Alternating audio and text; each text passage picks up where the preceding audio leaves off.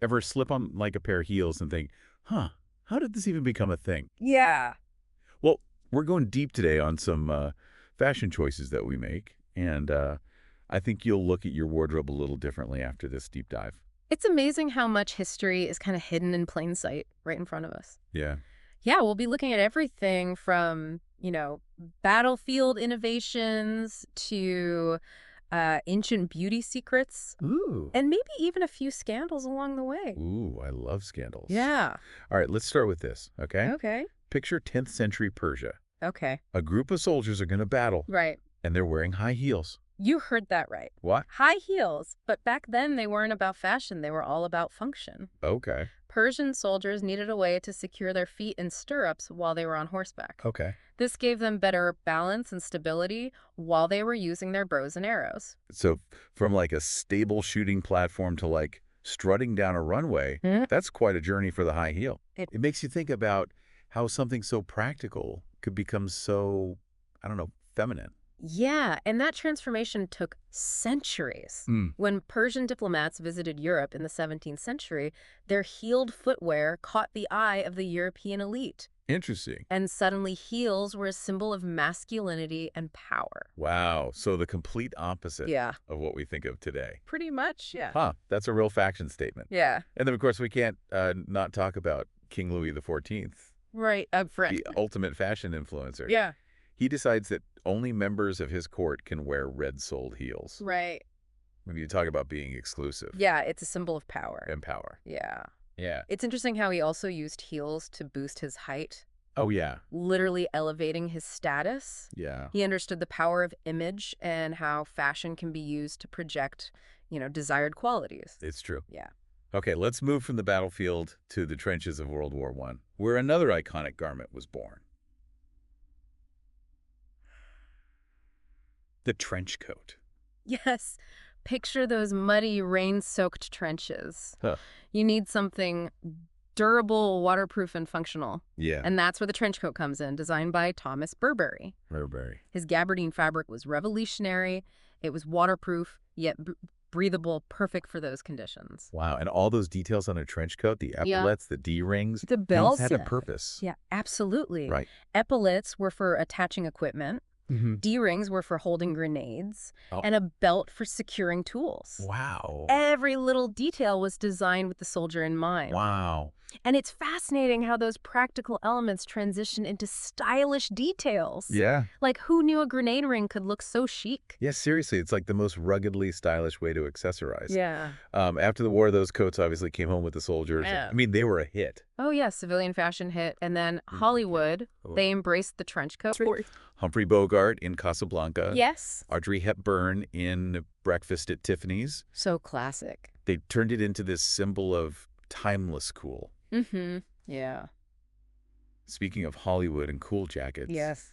we can't forget about the bomber jacket. The bomber jacket. This garment with a really cool story. Yeah. Imagine those early pilots bundled up in layers, struggling to maneuver in cramped cockpits. Right. The bomber jacket was born out of necessity. Yeah. Warmth and practicality, above all else. Makes sense. Tight cuffs and collars to keep out the wind. Yeah. That's what mattered back then. And then, of course, there's that like iconic MA1 bomber jacket. Yes. With the bright orange lining, Yes. the one that was designed so pilots could be visible during rescue operations. Exactly. Right. That orange lining, once a symbol of safety, became a symbol of rebellion.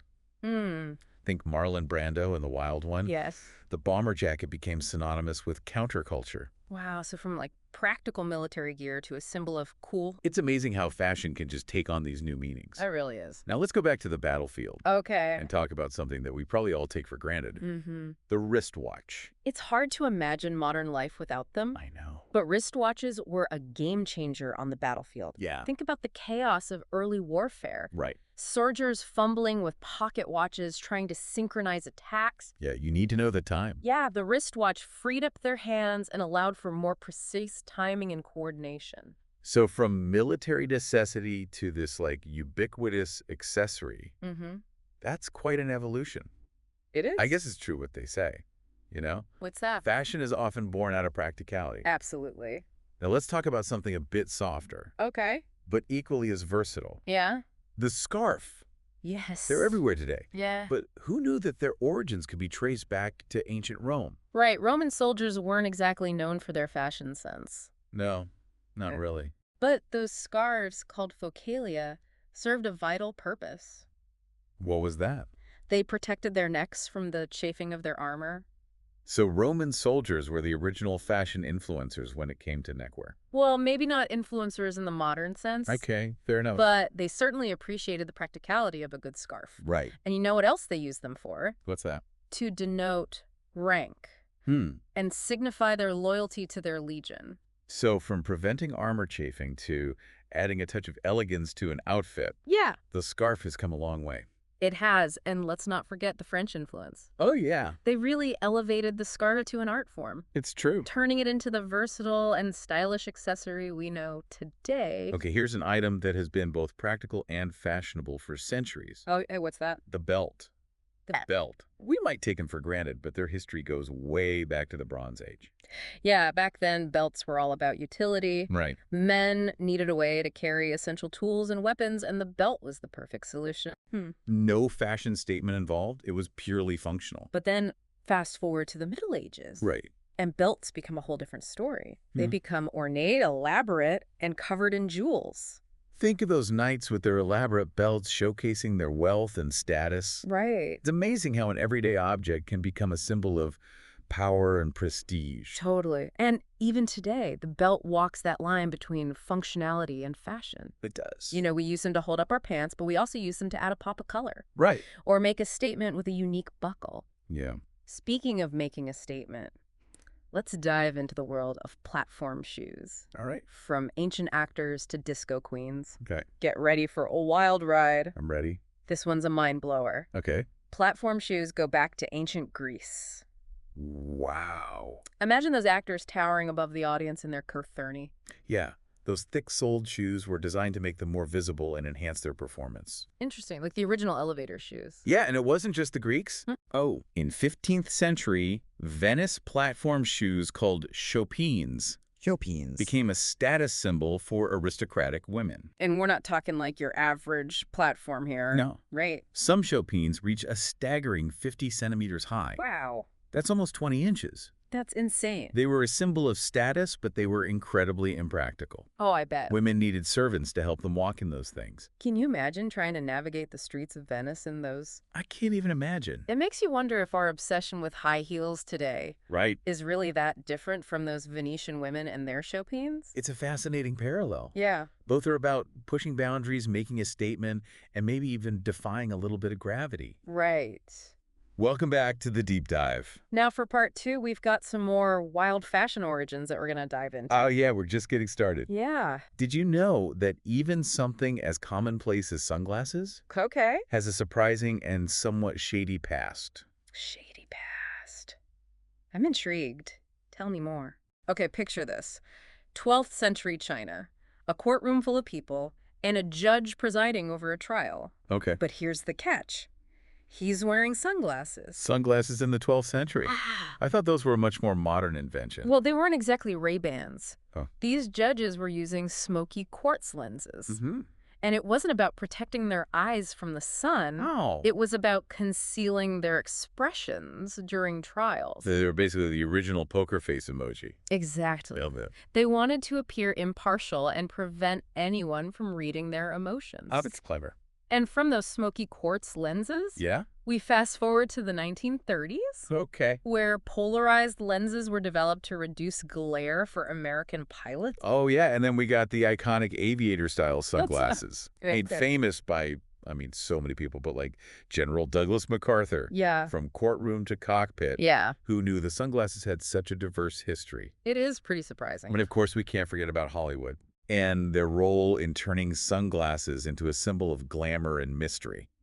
Yeah, all the movie stars, the musicians. Right. They all embrace sunglasses as the ultimate cool accessory. Speaking of cool, Yes. let's talk about something that's been adding a touch of color and drama to lifts for centuries. Lipstick. Lipstick. It's hard to imagine a world without it, but its history goes way back. Way back. We're talking ancient Sumer around 5000 BCE. 5,000. They were crushing gemstones to create pigments for lip color.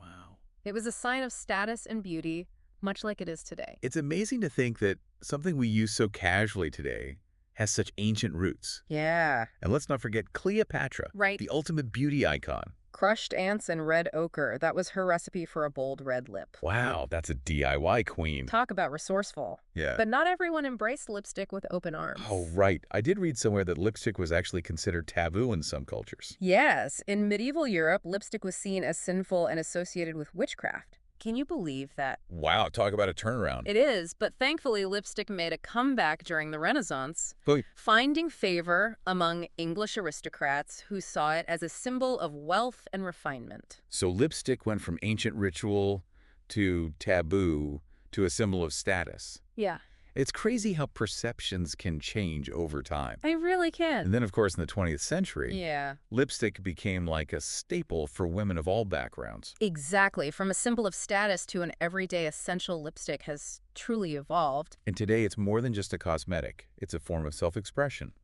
a confidence booster, and a way to add a pop of color to your look. Absolutely. Now, let's talk about a garment that's become a symbol of sophistication and style. The blazer. The blazer. I always assumed they were a relatively modern invention, but I have a feeling I'm wrong. You're in for a surprise. Okay. Imagine a rowing competition at Cambridge University in the 1820s. Okay. The members of the Lady Margaret Boat Club are rowing fiercely. And they're wearing bright red jackets that set them apart from the competition. Wait, so the blazer's origin story involves rowing? Absolutely. Those blazing jackets, as they were called, gave birth to the term blazer. Wow, what a connection. It's fascinating how a sporty uniform could evolve into such a classic garment. From rowing clubs to boardrooms, that's quite a journey for the blazer. Indeed, by the late 19th century, the blazer had shed its sporty origins and become a more formal garment, a symbol of smart casual wear for both men and women. Interesting. And then in the 20th century, the blazer really took off, becoming synonymous with corporate success and preppy style. Think Wall Street power suits. Yeah. Those iconic 80s shoulder pads. Exactly. And even today, the blazer is a wardrobe staple for anyone looking to project an air of confidence and professionalism. For sure, whether you dress it up or down, it adds a touch of sophistication to any outfit. Absolutely. Now let's revisit a topic we touched on earlier. Okay. The white wedding dress. The white wedding dress. We talked about Queen Victoria's influence, but the symbolism of white in bridal wear goes back much further than that.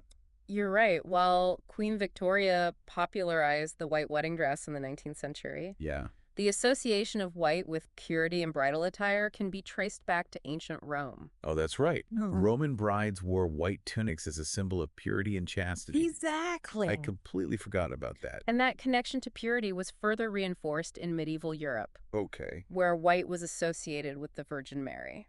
So the white wedding dress is really a convergence of ancient traditions and modern trends. Exactly. Queen Victoria might have made it fashionable, but the symbolism of white in bridal wear has deep roots in Western culture.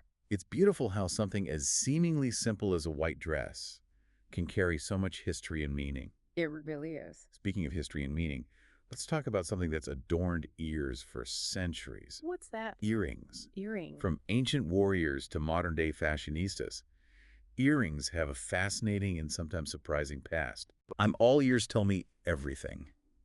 I've always been fascinated by the history of jewelry. Well, prepare to have your mind blown. Okay. Did you know that in 2000 BCE, earrings were a symbol of masculinity and power worn by Persian soldiers and noblemen? Wait, earrings on men? Yeah, That's so different from how we view them today. it is. But back then, earrings were a symbol of strength and status. Huh. Even sailors believed that earrings provided protection and marked significant life events. Interesting. And then, of course, there were the pirates. Oh yes, the pirate's always a good source of fashion inspiration. In the 17th century, pirates adopted earrings as talismans, believing they would ensure a proper burial at sea if they met an untimely end. So from ancient warriors to swashbuckling pirates, Yeah. earrings have always had a certain mystique and symbolism associated with them. They have. It's amazing how the meaning of jewelry can change over time. And that evolution continues today. Yeah. In the 19th century, earrings became primarily associated with femininity, but in modern times, they've made a comeback as a unisex accessory. It's a great example of how fashion can break down gender barriers and evolve with changing social norms. Now, for our final fashion mystery of this episode, let's go back to the ancient world and uncover the surprisingly early origins of the miniskirt. Wait, miniskirts in ancient times? Yeah. I always thought they were a product of the 1960s. Think again, we often associate the miniskirt with the youthquake of the 1960s. Yeah. But the concept of the miniskirt goes back thousands of years to ancient Egypt. Miniskirts in ancient Egypt. What was the occasion the fashion show amidst the pyramids? Not quite. It wasn't about fashion, but practicality. Okay. Ancient Egyptian laborers, both men and women, wore short skirts for ease of movement while they worked. So from ancient construction sites to the catwalks of Paris, the miniskirt has come a long way. It just goes to show that a simple garment can transcend time and take on new meanings in different cultural contexts. That's so true. And speaking of transcending time, let's talk about another fashion staple that's been around for centuries. The belt? Ah, the belt. It's something we might take for granted, but its history goes way back to the Bronze Age, a time long before buckles and fashion statements. Exactly. Back then, belts were essential tools, a way for men to carry weapons, tools, and other necessities. It was all about practicality, not fashion. But then fast forward to the Middle Ages, and suddenly belts become a whole different story. They transform into ornate status symbols adorned with metalwork and precious gems. Think of those knights with their elaborate belts showcasing their wealth and rank. It's a fascinating example of how an everyday object can become a symbol of power and prestige. And even today, the belt straddles that line between functionality and fashion. We use them to hold up our pants, but we also use them to add a pop of color, define our waistlines, or make a statement with a unique buckle. Speaking of making a statement, let's talk about platform shoes. From ancient Greek actors to 1970s disco queens, the desire to stand tall and make a statement with our footwear seems to be a timeless human impulse. It's a journey that takes us from the stage to the streets and back again. Imagine ancient Greek actors towering above the audience in their kothurni, those thick-soled shoes designed to make them more visible and enhance their performances. Those were like the original elevator shoes. Mm-mm. And then we have 15th century Venice, where platform shoes called chopines become a status symbol for aristocratic women. And we're not talking about subtle platforms here. Oh no, those chopines were serious business. Mm. Some of them reached a staggering 50 centimeters high. Can you imagine trying to navigate those cobblestone streets in 20-inch platforms? It makes you wonder if our modern obsession with high heels is really that different from those Venetian women in their chopines. It seems like the desire to stand tall and make a statement with our footwear is a timeless human impulse. Well, on that note, we'll wrap up part 2 of our deep dive into the unexpected origins of fashion. Join us for part 3, where we'll explore even more fascinating stories behind the clothes we wear every day. Welcome back to the deep dive for part 3. We've journeyed from ancient battlefields to glamorous Hollywood sets, It's been quite the ride, uncovering the surprising stories behind the clothes we wear. but we save some of the most unexpected for last, right? We did. Okay, so today we're going to explore a few more fashion staples that might surprise you. All right. Did you know that the miniskirt, Mm-hmm. you know that symbol of 1960s rebellion, Right. actually has roots that go back thousands of years? It's true. What? We often associate the miniskirt with, the youthquake and female empowerment of the 1960s. Yeah, makes sense. But the concept of a short skirt can be traced back to ancient Egypt. Ancient Egypt. Yeah. That's mind-blowing. Yeah. I always assumed that miniskirts were like a modern invention. Well, think about it. Okay. Those ancient Egyptians, Yeah. they were incredibly practical people for Wow. laborers, both men and women. Uh-huh. A short skirt allowed for ease of movement and comfort Yeah? while working under that hot desert sun. It makes sense when you put it that way. Yeah. So from ancient construction sites to the runways of Paris, the miniskirt has truly stood the test of time. It has. And speaking of transcending time, Yes. let's talk about another fashion staple that's been around for centuries, the belt. I mean, it seems so basic, but I bet it's got a crazy history. It does. All right, lay it on me. Picture this. The Bronze Age. Okay. A time long before Buckle's designer brands, fashion statements. So long ago. Back then, belts were purely functional tools, Okay. essential for men to carry weapons, tools, and other necessities. So no fancy buckles or designer logos back then? Nope, it was all about practicality. But then we get to the Middle Ages, Right. and it's a whole different story. A whole different story. The belt gets a makeover. It does. It becomes a symbol of status, wealth, and power. Think knights with their elaborate belts, Oh, yeah. adorned with metalwork and precious I gems, love to show off. showcasing their rank and prestige. And even today, the belt kind of walks that line between functionality and fashion. It does. We use them to hold up our pants. Right. But we also use them to add a touch of style, define our waistlines, or make a statement with a buckle. Absolutely. Speaking of making a statement, Yes. platform shoes. Platform shoes. Ancient Greek actors. Yes. To 1970s disco queens. Yeah, the desire to stand tall and make a statement with our footwear seems to be a timeless human impulse. It's true.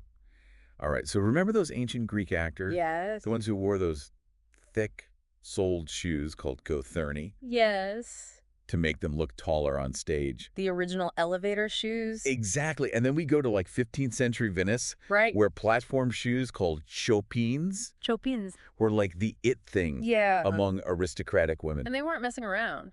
No. Some of them were 50 centimeters high. That's almost 20 inches. I know, crazy. Can you imagine trying to navigate those cobblestone streets in those sky-high platforms? I can't even imagine. I feel like our modern obsession with high heels today is not that different from those Venetian women and their chopines. It's a fascinating parallel.